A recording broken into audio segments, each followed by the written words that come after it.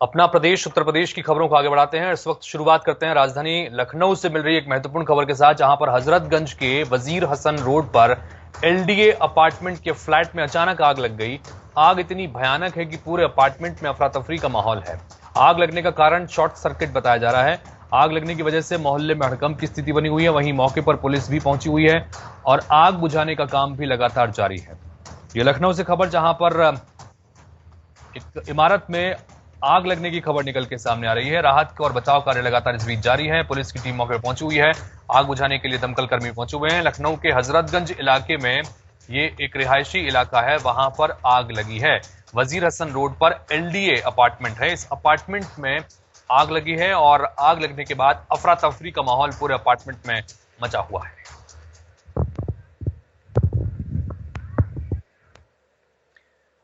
मुख्यमंत्री योगी आदित्यनाथ ने आज प्रदेश के सभी जिलों की जन शिकायतों को लेकर समीक्षा बैठक की। इस बैठक के दौरान सीएम योगी ने सभी 75 जिलों के डीएम, एसएसपी और के साथ ही एसपी के साथ एक वर्चुअल संवाद किया है। इस संवाद के दौरान सीएम ने प्रदेश अधिकारियों के साथ में जन शिकायत की समीक्षा भी की है। साथ ही सीएम ने प्रदेश के अपराध आंकड़े, थाना दिवस की कार्रवाई की जानकारी भी ली। बैठक में शामिल सभी अधिकारियों ने मुख्यमंत्री योगी के सामने लंबित विवेचनाओं के बारे में विस्तृत रूप से जानकारी भी रखी।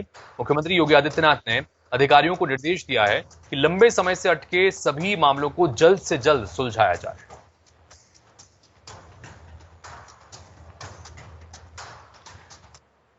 उत्तर प्रदेश में आने वाले विधानसभा चुनाव के मद्देनजर भाजपा माइक्रो लेवल की प्लानिंग में जुटी हुई है। इसी कड़ी में आज भाजपा कार्यालय पर प्रदेश पदाधिकारियों और जिला प्रभारियों की एक अहम बैठक हुई। इस बैठक में सितंबर में होने वाले विभिन्न कार्यक्रमों की रूपरेखा तैयार की गई। भाजपा के प्रदेश उपाध्यक्ष और एमएलसी विजय बहादुर पाठक ने यह बताया कि 10 सितंबर को सभी मंडलों में मंडलीय बैठकें भी होनी है। फिर 11 सितंबर को 27,000 से ऊपर शक्ति केंद्रों का कार्यक्रम होगा। इसमें शाम 4 बजे राष्ट्रीय अध्यक्ष जेपी नड्डा भी शामिल होंगे। इसके अलावा 11 सितंबर से ही पन्ना प्रमुख बनाने का काम भी होगा, जो 20 सितंबर तक चलने वाला है। प्रदेश भर में 24 सितंबर को पन्ना प्रमुखों का सम्मेलन ब्लॉक स्तर पर होगा। इससे पहले 17 सितंबर को प्रधानमंत्री नरेंद्र मोदी के जन्मदिन पर प्रदेश भर में कार्यक्रम होंगे। 19 सितंबर को सरकार के 4.5 साल पूरे हो रहे हैं और इसे लेकर जो कार्यक्रम होने हैं उन पर भी चर्चा की गई। इसी महीने 26 सितंबर को पीएम मोदी का मन की बात कार्यक्रम भी होगा, जिसमें जगह जगह भाजपा कार्यकर्ता अन्य लोगों के साथ जुड़कर शामिल होंगे। तो वहीं बीजेपी प्रदेश अध्यक्ष स्वतंत्र सिंह ने विपक्षियों पर हमला भी बोला।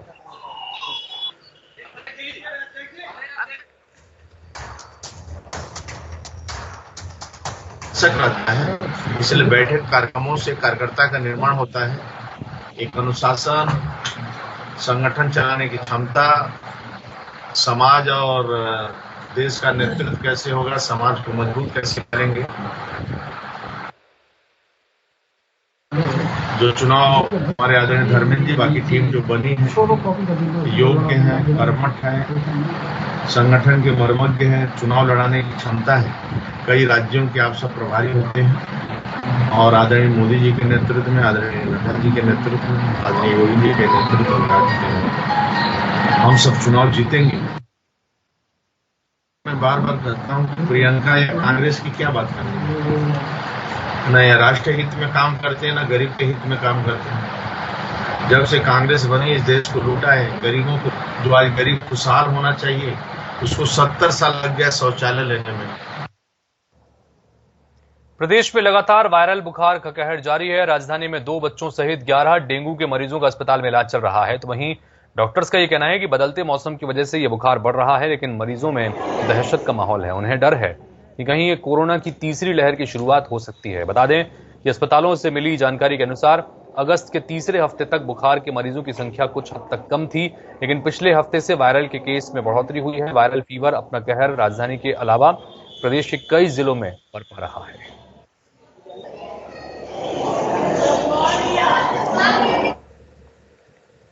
राजधानी लखनऊ में जिलाधिकारी अभिषेक प्रकाश ने शहर के कई इलाकों में दौरा किया। इस दौरान जिलाधिकारी ने डेंगू और वायरल बुखार संबंधित बीमारियों को लेकर निरीक्षण किया। साथ ही आम लोगों से मुलाकात कर जागरूकता के मंत्र भी दिए। डीएम ने स्वास्थ्य विभाग और नगर निगम की टीम को भी सख्त निर्देश दिए। साथ ही डेंगू प्रभावित इलाकों में एंटी लार्वा छिड़काव और फॉगिंग करने के लिए भी कहा गया। डीएम ने खदरा, फैजुल्लागंज और त्रिवेणी नगर की सघन बस्तियों में निरीक्षण किया।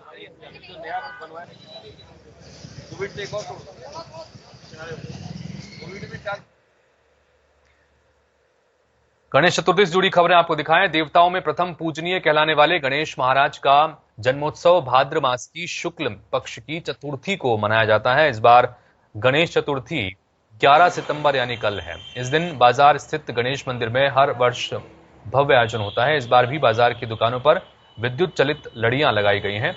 इसके अलावा मंदिरों को भी भव्य तरीके से सजाया गया है, लेकिन कोविड संक्रमण के चलते मंदिर में इस बार भी बड़ा आयोजन नहीं होगा।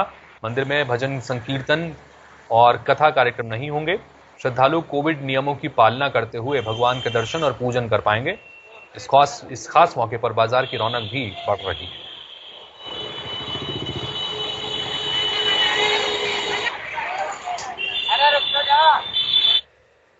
इन सबके बीच आज देश भर में तीज का त्योहार मनाया गया। सुख, समृद्धि और अखंड सौभाग्य देने वाली हरतालिका तीज व्रत आज 9 सितंबर को पूरे देश और प्रदेश में हर्षोल्लास से मनाया जा रहा है। पंचांग के अनुसार हरतालिका तीज व्रत हर साल भादो माह के शुक्ल पक्ष की तृतीया तिथि को मनाया जाता है। इस अवसर पर सुहागिन महिलाएं और कुंवारी युवतियां माता पार्वती और भगवान शिव और गणेश जी की विधि विधान से पूजा करते हैं। सुहागन महिलाएं सुखी दाम्पत्य जीवन और पति की लंबी आयु के लिए निर्जला व्रत रखती हैं, तो वहीं कुंवारी युवतियां मनचाहे वर के लिए ये व्रत रखती हैं। सबसे कठिन व्रतों में से एक हरतालिका तीज की पूजा में सुहाग की सामग्री भी प्रमुख होती है।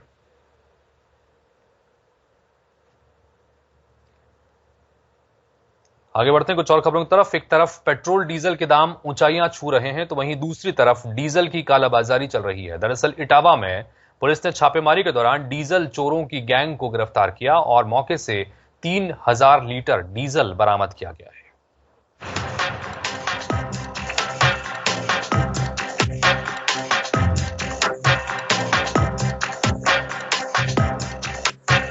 आगरा,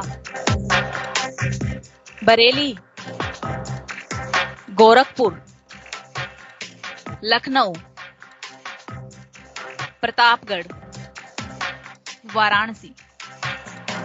छाती पीटिए, चीखिए, चिल्लाइए, रोइए, गम मनाइए, कोसिए, खून जलाइए, लेकिन पेट्रोल और डीजल आपकी मजबूरी है, तो बस चुपचाप जेब लुटवाकर बढ़ती कीमतें चुकाकर अपनी गाड़ी में पेट्रोल डीजल भरवाइए। हर दिन तारीख बदलती है तो बदलते हैं दाम, लेकिन जो नहीं बदलता वो है जनता की मुसीबतों का हाल, जिनकी जिंदगियों में रोज थोप दिए जाते हैं बढ़े हुए दाम।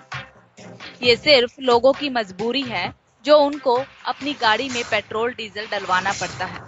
महंगाई पहले की ही तरह आज भी एक मुद्दा है, एक सियासत है जो तेजी से चर्चाओं में आती है, पर उतनी ही तेजी से वापस भी दब जाती है।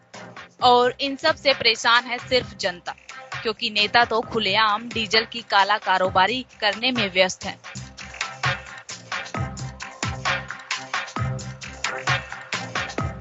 वो बेखौफ होकर अपराध को अंजाम दे रही हैं। मामला इटावा जनपद से है, जहां भाजपा नेता पर डीजल चोरी कर कालाबाजारी करने का आरोप लगा है।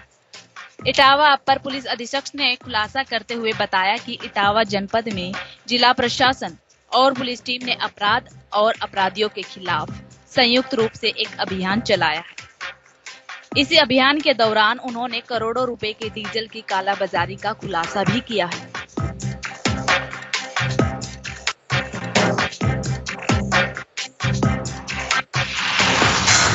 यहाँ पर जसवंत नगर थाना क्षेत्र में हाईवे पर ही एक फौजी ढाबा है, जहाँ पर आज सूचना मिली थी कि जो आउटवार्ड से ट्रक्स रवाना होते हैं वो यहाँ पर काफी भारी मात्रा में डीजल निकाल देते हैं। ढाबे के पीछे जैसा कि आप लोग देख रहे हैं, यहाँ पर ट्रक खड़ा है और इससे डीजल निकाला जा रहा था। इसी तरह 4 ट्रक और ढाबे के सामने खड़े हैं, उससे भी डीजल निकाल करके उसको बाहर की ओर खड़ा किया गया था।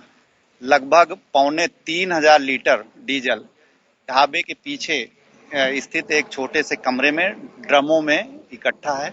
ये कालाबाजारी का खेल जिले के जसवंत नगर स्थित एक ढाबे पर चल रहा था, जो ढाबा एक बीजेपी नेता का बताया जा रहा है। टीम ने संयुक्त रूप से कार्रवाई करते हुए रिलायंस कंपनी के 5 डीजल टैंकरों से डीजल की चोरी करते हुए चोरों को धर दबोचा। वहीं मौके से चोरी किया हुआ 3000 लीटर डीजल बरामद किया। टीम ने छापेमारी कर 17 लोगों को हिरासत में लिया है। हालांकि छापेमारी की सूचना पर होटल मालिक फरार हो गए। फिलहाल पुलिस मामले की गंभीरता से कार्रवाई कर रही है, लेकिन ऐसे में सवाल उठता है कि आखिर लोगों को कब इस दर्द से छूट मिलेगी, कब इस लूट से लोगों का पीछा छूटेगा, आखिर कब जाकर ये कीमतें रुकेंगी और कब जाकर ये कालाबाजारी का धंधा थमेगा। डेस्क से अमनप्रीत सिंह की रिपोर्ट।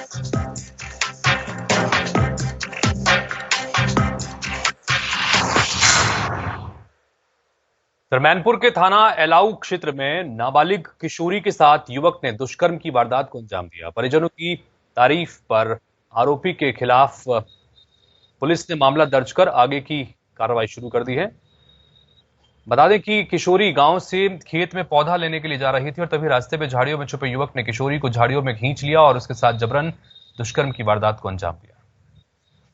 जैसे इसकी घटना की सूचना मिली तत्काल इसमें जो है संबंधित धाराओं में अभियोग पंजीकृत किया गया है और जो अभियुक्त है उसको पूछताछ के लिए बुलाया गया है और मेडिकल जो पीड़िता उसका कराया जा रहा है और शीघ्र इनको गिरफ्तार कर जेल भेजा जाएगा।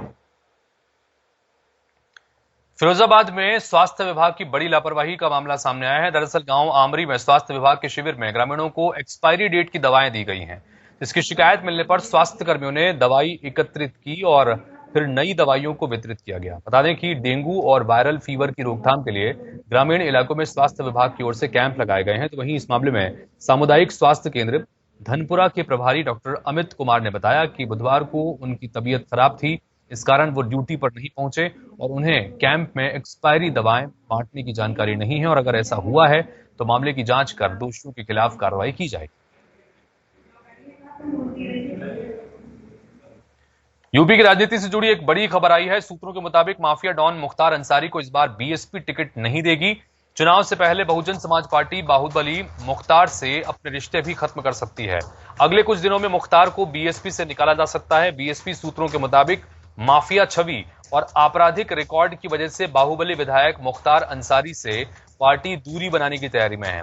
बीएसपी के रणनीतिकारों का मानना है कि मुख्तार को एक बार फिर से पार्टी का टिकट दिए जाने का बीजेपी मुद्दा बना सकती है, इसलिए पार्टी पहले ही मुख्तार से पीछा छुड़ाने की तैयारी में है।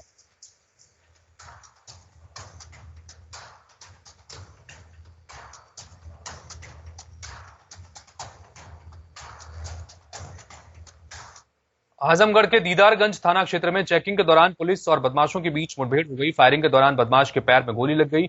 इसके बाद घायल बदमाश को उपचार के लिए अस्पताल भेजा गया, जहां उसका उपचार चल रहा है।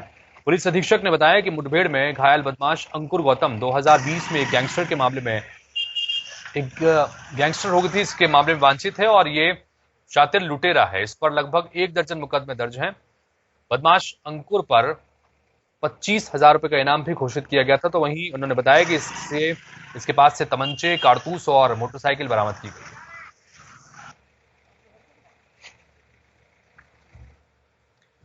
उत्तर प्रदेश ने कोरोना पर काबू पाने की दिशा में बेहतर काम किया है और विश्व स्वास्थ्य संगठन समेत कई ग्लोबल एजेंसियां इसके लिए सूबे की तारीफ कर चुकी हैं। राज्य में अब कोरोना संक्रमण की रफ्तार धीमी पड़ चुकी है और लगातार कोशिशों से कोरोना की दूसरी लहर पर बने कंट्रोल से अब जनजीवन भी सामान्य हो रहा है। यूपी में पिछले 24 घंटे में 2,17,846 सैंपल्स की कोरोना टेस्टिंग की गई और 64 जिलों में संक्रमण का एक भी नया केस नहीं पाया गया। इसी तरह 11 जिलों में सिर्फ सिंगल डिजिट में कोरोना केस रिपोर्ट हुए हैं। फिलहाल प्रदेश में एक्टिव कोविड केस की संख्या 200 से कम रह गई है।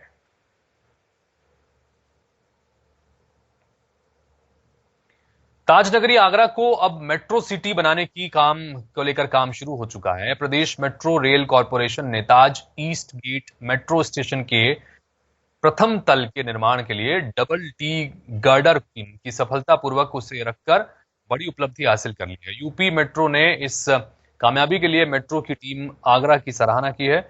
यूपी मेट्रो की टीम ने उत्कृष्टता का परिचय देते हुए कड़ी मेहनत और लगन के साथ इस मुकाम को हासिल किया है। उत्तर प्रदेश सरकार की बहुप्रतीक्षित योजनाओं में से एक आगरा मेट्रो धरातल पर दिखाई दे रही है। इसमें हमें आगरा के फतेहाबाद रोड स्थित ताजमहल के पूर्वी गेट की तरफ, जहां पर जो आगरा का पहला मेट्रो स्टेशन बनाया जाएगा। और इस समय आप जो देख रहे हैं यू गार्डर, पहला यू गार्डर बना दिया गया है और इस तरीके के 5 यू गार्डर बनाए जाएंगे। और ये अब आगरा के लिए, आगरा वासियों के लिए, आगराइट्स के लिए एक बहुत ही उम्मीदों भरा दिखाई दे रहा है। और लगातार आगरा के वासी लखनऊ जाते हैं और कानपुर की तरफ देखते हैं तो उनको ध्यान में होता है कि आगरा में भी ऐसी मेट्रो होनी चाहिए, लेकिन इसको योगी सरकार ने मूर्ति रूप दे दिया है और जल्द ही 2023 तक उम्मीद की जा रही है कि मेट्रो आगरा में ताज नगरी में सर पर दौड़ेगी। प्रदीप रावत, जनता टीवी, आगरा। तो करीब 1 साल से अपनी मांगों को लेकर जल निगम कर्मियों ने आज जल निगम मुख्यालय पर जोरदार प्रदर्शन किया है। बता दें कि 6 महीने से लंबित वेतन जारी करने की कर्मियों की लगातार मांग रही है और इसके साथ ही बुजुर्गों की रुकी हुई पेंशन को शुरू करने की मांग भी ये कर रहे हैं। प्रदर्शनकारियों का कहना है कि पीएम की हर घर नल हर जल योजना को अधिकारी धज्जियां उड़ाते नजर आ रहे हैं। वहीं उन्होंने ऐलान किया कि अगर उनकी मांगें पूरी नहीं हुई तो सभी कर्मचारी प्रदेश में अनिश्चितकालीन हड़ताल पर बैठेंगे। जल निगम मुख्यालय पर चल रहे धरने प्रदर्शन में आज कई युवा कर्मचारी भी हमारे साथ जुड़ गए हैं। क्या मुख्य मांगे हैं? आप लोग किन मुद्दों के साथ आज यहाँ इकट्ठा हुए? भैया, हमारी मांग ऐसी मांग नहीं है, हमारा मौलिक अधिकार है पेंशन और वेतन। हम हर वो काम जो सीधे जनता को लाभान्वित करता है वो काम करते हैं, पुनीत काम करते हैं। पानी की टंकी है, आपका सीवज है, ड्रेनेज है, पर्यावरण से रिलेटेड काम है, दुनिया भर के काम जो है जल निगम करता है। यहाँ तक कि हमारी ड्यूटी कोरोना वॉरियर में भी लगाई गई, हमारी ड्यूटी चुनाव में भी लगाई जाती है। हम लोग एक एशिया की सबसे बड़ी संस्था है। पहले हम लोग LAGD हुआ करते थे, फिर हम लोग को तोड़ मरोड़ के जल निगम कर दिया गया। अब हम लोग कोई ऐसी मांग नहीं, नाजायज मांग रहे हैं, अपना पेंशन वेतन मांग रहे हैं जो हमारा नासूर बन चुका है। कितने महीने से वेतन रुका है? हमारे यहाँ विभाग में लगभग हर 2 सालों से लगभग 4 से 5 महीनों का वेतन कंटिन्यू रुका हुआ है। जब भी मांग होती है हम लोग धरना प्रदर्शन करते हैं, 1 महीने की 2 महीने के बोल देते हैं नेक्स्ट मंथ देंगे और दे नहीं पा रहे हैं। तो ये जो कोरोना के जिससे कि महामारी आई, फिर लॉकडाउन हुआ, तो इस बीच तनख्वाह मिलती रही? नहीं, हम लोगों को कंटिन्यू 2 सालों से कंटिन्यू पेंशन या वेतन दोनों चीज नहीं मिली है।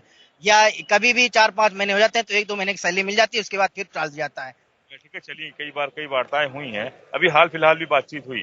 क्या लगता है परिणाम निकल पाएगा बातचीत से या फिर धरना प्रदर्शन से कोई हल है? सर देखिए, हम लोग अपनी मांगों के लिए लगातार लगे हुए हैं। अब लेकिन प्रशासन वगैरह ध्यान दे तो अच्छी बात है, नहीं तो फिर हम लोग तो धरना प्रदर्शन पे लगे हुए हैं। आगे और भी देखा जाएगा। हड़ताल भी करेंगे? जी, हड़ताल तो करनी पड़ेगी सर, ये रोजी रोटी का सवाल है, आजीविका का सवाल है, जैसा हमारा नेतृत्व निर्णय लेगा। तो देखिए, ये एक अलग अलग राय है लोगों की, लेकिन कर्मचारी एक फैसले पर एक मत पर पूरे सहमत है कि अगर मांगे पूरी नहीं हुई तो कार बहिष्कार भी करेंगे और सड़कों पर भी उतरेंगे। और इसके अलावा 4 महीने बाद जो इलेक्शन है उसमें गली गली जाकर इसका प्रचार भी करेंगे। कैमरा पर्सन अमन के साथ तौखीर किदवई, जनता टीवी, लखनऊ। उत्तराखंड की बात करें, उत्तराखंड बीजेपी के भीतर चल रही वर्चस्व की लड़ाई में अब कांग्रेस भी कूद पड़ी है। बता दें कि कांग्रेस छोड़ बीजेपी का दामन थामने वाले रायपुर विधायक उमेश शर्मा काऊ 4.5 साल में भी बीजेपी कार्यकर्ताओं के बीच में वो जगह नहीं बना पाए हैं और ऐसे में अब काऊ के समर्थन में मंत्री हरक सिंह रावत, सतपाल महाराज भी आ खड़े हुए हैं। वहीं बीजेपी विधायक और संगठन के बीच चल रही रस्साकशी में कांग्रेस प्रदेश अध्यक्ष गणेश गुदियाल ने चुटकी लेते हुए कहा कि हमने उमेश शर्मा काऊ को तब भी समझाया था और अब भी उनको समझाते हैं कि जो सम्मान कांग्रेस में उनको मिलता था वो कभी भी बीजेपी में उनको नहीं मिलने वाला। कुछ नहीं चल रहा है, भारतीय जनता पार्टी में बहुत कुछ चल रहा है, अंदर अंदर खिचड़ी बहुत पक रही है। और उमेश शर्मा काऊ मेरे बहुत अच्छे मित्र थे, मेरे बहुत अच्छे मित्र हैं और बहुत अच्छे मित्र रहेंगे। मित्रता अपनी जगह है और राजनीतिक सोच अपनी जगह है। मैं जब ये लोग कांग्रेस छोड़ने की जब मुझे सूचना मिली 2016 में, मैंने उस दिन भी उमेश शर्मा काऊ जी को बहुत समझाया था, लेकिन अफसोस है कि वो मेरी बात उस समय नहीं माने। प्रदेश में लगातार बारिश हो रही है और इस कारण लोगों की मुश्किलें बढ़ती जा रही हैं। वहीं रामनगर कॉर्बेट में धनगढ़ी नाले में रिटेनिंग वॉल बना रहे मजदूर टापू में फंस गए। ऐसे में कॉर्बेट पार्क के कर्मचारियों ने बमुश्किल रेस्क्यू किया और मजदूरों को सकुशल बाहर निकाला। बता दें कि कुमाऊं और गढ़वाल को जोड़ने वाला रामनगर नेशनल हाईवे 309 पर धनगढ़ी नाले पर फ्लाईओवर का काम चल रहा है और सरफदुली और धिकाला को जोड़ने वाली क्षतिग्रस्त रोड पर मजदूर रिटेनिंग वॉल बना रहे थे। तभी पहाड़ों पर हो रही बारिश के चलते धनगढ़ी नाले का जलस्तर अचानक बढ़ गया और मजदूर वहीं फंस गए।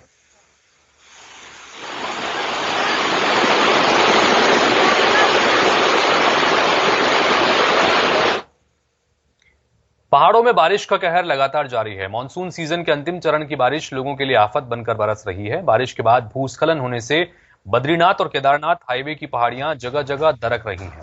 ऋषिकेश बद्रीनाथ राष्ट्रीय राजमार्ग नरकोटा, सिरोबगढ़ और शिवनंदी में बंद है, जबकि केदारनाथ राष्ट्रीय राजमार्ग रुद्रप्रयाग के पास में मेदनपुर और रामपुर में बंद है।